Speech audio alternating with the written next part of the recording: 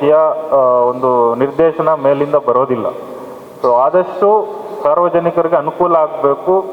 ಮತ್ತೊಂದು ಕೆಲವೊಂದು ಬಾರಿ ಏನು ವಿತೌಟ್ ಅಪ್ಲಿಕೇಶನ್ ಆಫ್ ಮೈಂಡ್ ಕೆಲವೊಂದು ಪ್ರಕರಣಗಳನ್ನ ದಾಖಲೆ ಮಾಡಿ ಅಂಥ ಸಮಸ್ಯೆಗಳು ಉದ್ಭವ ಆಗಬಾರ್ದು, ಮೇಲಧಿಕಾರಿಗಳ ಗಮನಕ್ಕೆ ಇರಬೇಕು ಅನ್ನೋ ಉದ್ದೇಶದಿಂದ, ಒಳ್ಳೆ ಉದ್ದೇಶದಿಂದ ಈ ರೀತಿ ಒಂದು ನಿರ್ದೇಶನಗಳಿರ್ತವೆ ಯಾವುದೇ ಆಗಲಿ.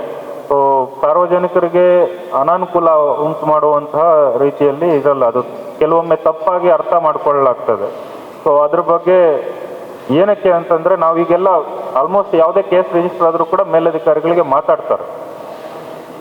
ಯಾರು ಸ್ಟಾಪ್ ಮಾಡಬೇಡಿ ಅನ್ನೋದು ಯಾರು ಇದು ಇಲ್ಲ. ಆದರೆ ಮೇಲಧಿಕಾರಿ, ಯಾಕಂದರೆ ಈಗ ಮಾಧ್ಯಮದವ್ರು ಬರ್ತಾರೆ ನಮ್ಮ ಹತ್ರ, ಸರ್ ಅಲ್ಲೇನೋ ಕೇಸ್ ಆಯ್ತು ಅಂತಲ್ಲ ಅಂತ, ನಮಗೆ ಮಾಹಿತಿನೇ ಇರೋದಿಲ್ಲ ಎಷ್ಟೊಂದು ಬಾರಿ. ಸೊ ನಾವು ಮಾಧ್ಯಮದವ್ರಿಗೆ ಕೊಡಬೇಕಾಗುತ್ತಾ? ಇಲ್ಲ ಅಂತಂದರೆ ಮೇಲಧಿಕಾರಿಗಳಿಗೆ ಯಾವುದೇ ಮಾಹಿತಿ ಇಲ್ಲ ಅಲ್ಲಿ ಸ್ಟೇಷನ್ನಲ್ಲಿ ಏನು ನಡೀತು ಅನ್ನೋದು. ಸೊ ಈ ಥರ ಇದ್ದಾಗ ನಮಗೆ ಮಾಹಿತಿ ಕೊಡಬೇಕಾಗತ್ತೆ ಕೇಳೋಂಥದ್ದು ಅಧಿಕಾರಿಗಳು. ನಾನು ಕೂಡ ನಮ್ಮ ಮೇಲಧಿಕಾರಿಗಳಿಗೆ ಮಾಹಿತಿ ಕೊಡಬೇಕಾಗತ್ತೆ. ಒಮ್ಮೆ ಅವ್ರ ಗಮನಕ್ಕೆ ಯಾರೋ ಮಾಧ್ಯಮದವ್ರು ಕೇಳಿದ ತಕ್ಷಣ ಅವ್ರು ನಮ್ಗೆ ಫೋನ್ ಮಾಡ್ತಾರೆ, ಏನೋ ಈ ಥರ ಏನೋ ಆಗಿದೆಯಾ ಅಂತಲ್ಲ ಸೋಲ್ದೇವನಹಳ್ಳಿಯಲ್ಲೋ ಪೀಣ್ಯದಲ್ಲೋ ಅಂತಂದಾಗ ನನಗೆ ಗೊತ್ತಿಲ್ಲ ಅಂತಂದರೆ ನಾನು ಅವ್ರಿಗೆ ಹೇಳಲಿಕ್ಕೆ ಆಗೋದಿಲ್ಲ.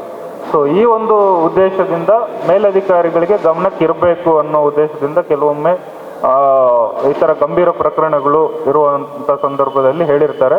ಆ್ಯಂಡ್ ಅದರಲ್ಲಿ ಕ್ಲಿಯರ್ ಕಟ್ಟು ಇವತ್ತು ನೀವು ನ್ಯೂಸ್ ರಿಪೋರ್ಟರ್ ನೋಡೋದಾದ್ರೂ ಕೂಡ, ಯಾವುದೋ ಒಂದು ನ್ಯೂಸ್ ಪೇಪರ್ ನಾನು ಓದ್ಕೊಂಡು ಬರ್ತಾ ಇದ್ದೆ, ಅದರಲ್ಲಿತ್ತು ಒಮ್ಮೆ ಪರ್ಮಿಷನ್ ತಗೊಂಡಿರ ಕೂಡ ನೀವು ಕೇಸ್ ಮಾಡಿದ್ರು ಕೂಡ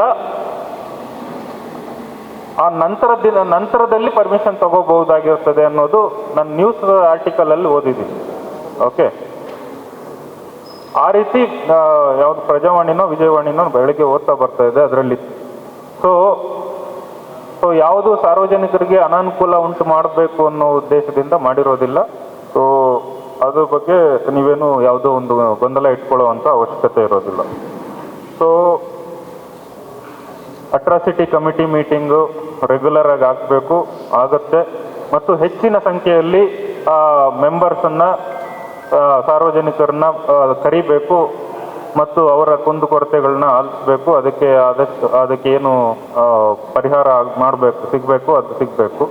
ಸೊ ಕೆಲವೊಬ್ಬರು ಯಾರಿಗೆ ಮಾಹಿತಿ ಸಿಗ್ತಾ ಇಲ್ಲ ಅಂಥವ್ರನ್ನ ಎಲ್ಲರಿಗೂ ಮಾಹಿತಿ ಇನ್ನೂ ಹೆಚ್ಚಿನ ಸಂಖ್ಯೆಯಲ್ಲಿ, ಈಗ ನೀವು 10 ಜನನೋ 50 ಜನನೋ 100 ಜನನೋ ಕರಿತಿದ್ರೆ ಇನ್ನೂ ಒಂದು 50-100 ಜನ ಹೆಚ್ಚಿಗೆನೇ ಕರೀರಿ.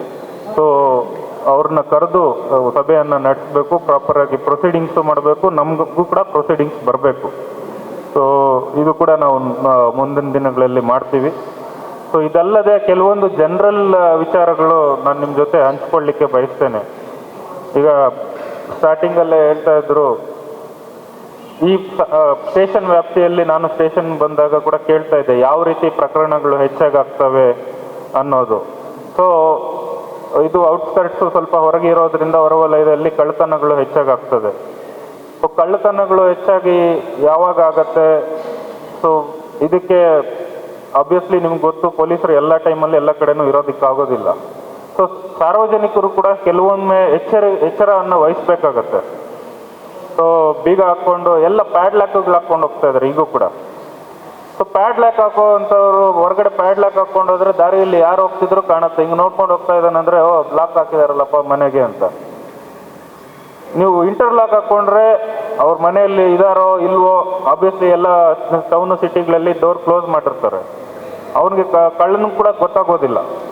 ಅವ್ನು ಹತ್ರ ಬಂದು ನೋಡಿ ಮನೆಯಲ್ಲಿ ಯಾರೂ ಇಲ್ಲ ಅನ್ನೋದು ಕೆಲವೊಮ್ಮೆ ಅಂಥ ಕಳ್ಳತನ ಮಾಡಲೇಬೇಕು ಅಂತ ಬಂದವರು ಮಾಡ್ತಾರೆ. ಅದು ಕೂಡ ರಾತ್ರಿ ಹೊತ್ತಲ್ಲಿ, ಹಗಲು ಹೊತ್ತಲ್ಲಿ ಮಾಡೋ ಚಾನ್ಸಸ್ ಕಡಿಮೆ ಇರ್ತದೆ. ಈಗ ನಾವು ಪ್ಯಾಡ್ಲಾಕ್ ಹಾಕ್ಬಿಟ್ಟು ಹೊರಗಡೆ ಹೋದರೆ ದಾರಿಯಲ್ಲಿ ಏನಕ್ಕೋ ಹೋಗ್ತಿರೋನು ಕೂಡ ನೋಡ್ಬಿಟ್ಟೆ ಇದು ಯಾವುದೋ ಮನೆ ಬೀಗ ಹಾಕಿದೆಯಲ್ಲಪ್ಪ, ಒಂದು ಅವಕಾಶ ಸಿಗ್ತಾ ಇದೆ ಹೋಗೋಣ ಅಂತ ಹೋಗ್ತಾರೆ. ಸೊ ಈ ಥರ ವಿಚಾರಗಳು ಈಗ CCTV ಅಳವಡಿಸೋದು, ನಮ್ಮ ಸೇಫ್ ಸಿಟಿ ಪ್ರಾಜೆಕ್ಟ್ ಅಡಿಯಲ್ಲಿ ಬೆಂಗಳೂರು ಸಿಟಿಯಲ್ಲಿ ಸಾಕಷ್ಟು CCTVಗಳನ್ನ ಅಳವಡಿಸಿದ್ದಾರೆ. ನಿಮ್ಮ ಸ್ಟೇಷನ್ ವ್ಯಾಪ್ತಿಯಲ್ಲಿ 69 ಇಂಪಾರ್ಟೆಂಟ್ ಜಂಕ್ಷನ್ಗಳಲ್ಲಿ ಇಂಪಾರ್ಟೆಂಟ್ ಲೊಕೇಶನ್ಸಲ್ಲಿ ಹಾಕಿದ್ದಾರೆ. ಅದರ ಫೀಡ್ ಎಲ್ಲ ಸ್ಟೇಷನ್ನಲ್ಲೂ ಕೂಡ ಬರ್ತಿರತ್ತೆ. ಇದಲ್ಲದೆ ಸಾರ್ವಜನಿಕರು ಕೂಡ ಈಗ ಎಲ್ಲ CCTV 4000-5000ಕ್ಕೆಲ್ಲ ಒಂದು CCTV ಇನ್ಸ್ಟಾಲ್ ಮಾಡ್ಕೋಬೋದು.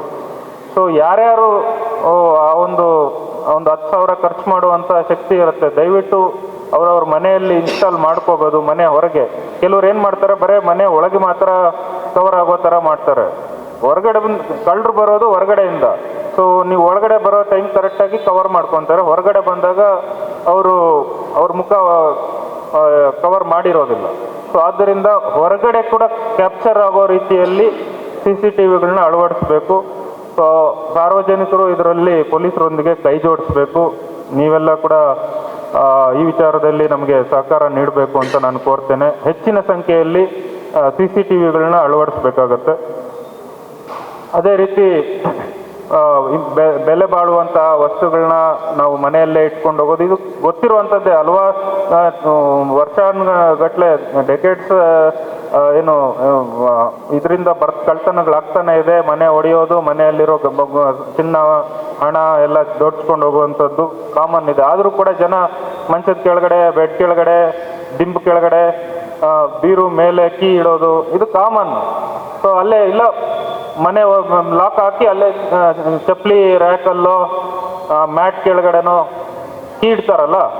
ಇಲ್ಲ ಅಲ್ಲೇನಾದರೂ ಒಂದು ಇದಿದೆ ಅಂತಂದರೆ ಚಜ್ಜ ಇದ್ದರೆ ಅದ್ರ ಮೇಲೆ ಇಡೋದು ಇದು ಕಾಮನ್ ಇದೆ. ಸಾಕಷ್ಟು ಜನ ಬಂದು ಅಲ್ಲಿ ಚಪ್ಪಲಿ ರ್ಯಾಕು, ಚಜ್ಜ ಮೇಲೆ, ಮ್ಯಾಟ್ ಕೆಳಗಡೆ ಇಂಥ ಕಡೆ ಹುಡುಕಿ ಕೀ ತಗೊಂಡು ಲಾಕ್ ತೆಗೆದ್ಬಿಟ್ಟು ಹಣ ತಗೊಂಡು ಹೋಗ್ತಾರೆ. ಸೊ ಇದ್ರ ಬಗ್ಗೆ ಎಚ್ಚರ ವಹಿಸಬೇಕು. ಇತ್ತೀಚಿನ ದಿನಗಳಲ್ಲಿ ಸೈಬರ್ ಪ್ರಕರಣಗಳು ಭಾಳ ದೊಡ್ಡ ಸಂಖ್ಯೆಯಲ್ಲಿ ಆಗ್ತಾ ಇದೆ.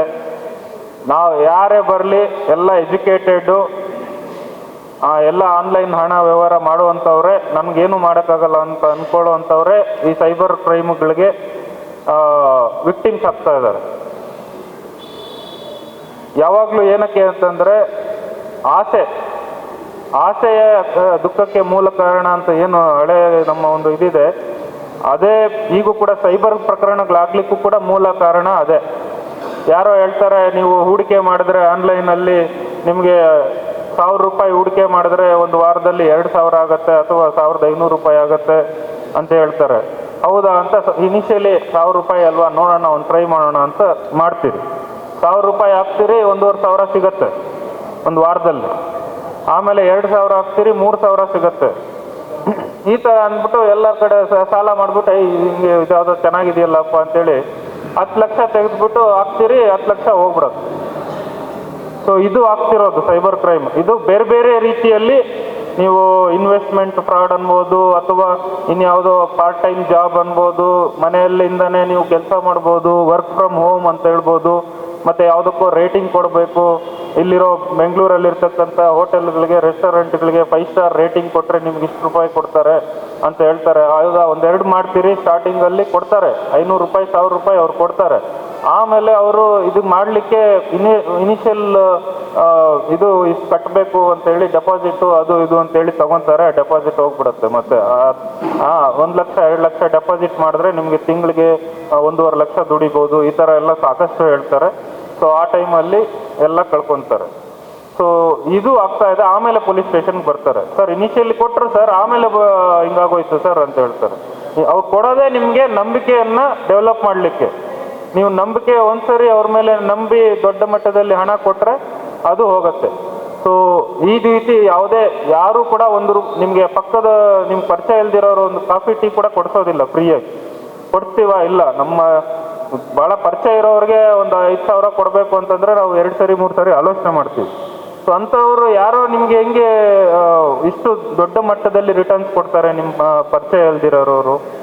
ಸೊ ಆದ್ದರಿಂದ ಯಾವುದೇ ರೀತಿ ಆಸೆಗೆ ಹೋಗಬೇಡಿ. ಎಸ್ಪೆಷಲಿ ಹುಡುಗರು ಈ ಥರ ಆನ್ಲೈನ್ ಫ್ರಾಡ್ಸ್ಗೆ ಬಲಿ ಆಗಬಾರ್ದು ಅಂತ ಕೇಳ್ತೀನಿ. ಕೊನೆಯದಾಗಿ ಒಂದು ಡ್ರಗ್ಸ್ ವಿಚಾರ. ಡ್ರಗ್ಸ್ ಒಂದು ದೊಡ್ಡ ಹಾವಳಿ ಆಗಿದೆ. ಈಗ ಯಾರು ಬೀಡಿ ಸಿಗರೇಟ್ ಸೇರ್ತಿದ್ದವರು ಹಳೆ ಕಾಲದಲ್ಲಿ ಈಗೆಲ್ಲ ಗಾಂಜಾ ಸೇದಬೇಕು ಅನ್ನೋದು ಒಂದು ಪರಿಸ್ಥಿತಿ ಬಂದ್ಬಿಟ್ಟಿದೆ. ಸೇದಲಿಲ್ಲ ಅಂದರೆ ಇವನು ಯಾರೋ ಹುಡುಗರು ಹೇಳ್ತಾರಲ್ಲ, ಏನು ಯೂಸ್ಲೆಸ್ ಅಂತ ಹೇಳ್ತಾರೆ. ಸೊ ಬೀಡಿ ಸಿಗರೇಟ್ ಸೇದೋದು ಕಾನೂನು ಬಾಹಿರ ಅಲ್ಲ ಅವರ ಪ್ರೈವೇಟ್ ಇದರಲ್ಲಿ. ಆದರೆ ಗಾಂಜಾ ಸೇದೋದು ಕಾನೂನು ಬಾಹಿರ, ದೊಡ್ಡ ಅಪರಾಧ, ಜೈಲಿಗೆ ಹೋಗ್ಬೇಕಾಗತ್ತೆ. ಸೊ ಆದ್ದರಿಂದ ಡ್ರಗ್ಸ್ ಬಗ್ಗೆ ನೀವೆಲ್ಲ ಸ್ವಲ್ಪ ಎಚ್ಚರಿಕೆಯಿಂದ ಇರಬೇಕು. ಹಿರಿಯರು ಕೂಡ ತಮ್ಮ ಮಕ್ಕಳು, ತಮಗೆ ಪರಿಚಯ ಇರೋರು ಅಂಥವ್ರನ್ನು ಕೂಡ ಅವರ ಒಂದು ನಡವಳಿಕೆ ಮೇಲೆ ಒಂದು ಸ್ವಲ್ಪ ಗಮನ ಹರಿಸಬೇಕು ಅಂತ ನಾನು ಕೋರ್ತೇನೆ. ಎಲ್ಲಾದರೂ ಗಾಂಜಾ ಮತ್ತು ಇತರೆ ಡ್ರಗ್ಸ್ ಬಗ್ಗೆ ಮಾಹಿತಿ ಇದ್ದಲ್ಲಿ ಕೆಲವು ಒಂದೆರಡು ಕಾಲೇಜ್ ಹೆಸರುಗಳು ಕೂಡ ಹೇಳ್ತಾ ಇದ್ರು. ಅದು ನಮ್ಮ ಗಮನದಲ್ಲೂ ಬಂದಿದೆ. ಈಗಾಗಲೇ ಮೊನ್ನೆ ತಾನೇ ಒಂದು ಪ್ರಕರಣ ಕೂಡ ದಾಖಲಾಗಿದೆ. ಸೊ ಅದ್ರ ಬಗ್ಗೆ ನಾವು ಕೂಡ ಹೆಚ್ಚಿನ ನಿಗಾ ಇಡ್ತೀವಿ. ನಿಮಗೂ ಕೂಡ ಏನಾದರೂ ಮಾಹಿತಿ ಇದ್ದಲ್ಲಿ ಈ ಸಮಯದಲ್ಲಿ ಇಂಥ ಕಡೆ ಸೇರ್ತಾ ಇದ್ದಾರೆ ಅಥವಾ ಅಲ್ಲಿ ಬಂದು ಡ್ರಗ್ಸ್ ತಗೊತಾ ಇದ್ದಾರೆ, ಈ ಥರ ಏನಾದರೂ ಮಾಹಿತಿ ಇದ್ದರೆ ದಯವಿಟ್ಟು ನಮಗೂ ಕೂಡ ಗಮನಕ್ಕೆ ತನ್ನಿ, ನಮ್ಮ ಇನ್ಸ್ಪೆಕ್ಟ್ರಿಗೆ ತನ್ನಿ ಅಥವಾ ನನಗೆ ತನ್ನಿ, ನಮ್ಮ ACPಗೆ ತನ್ನಿ.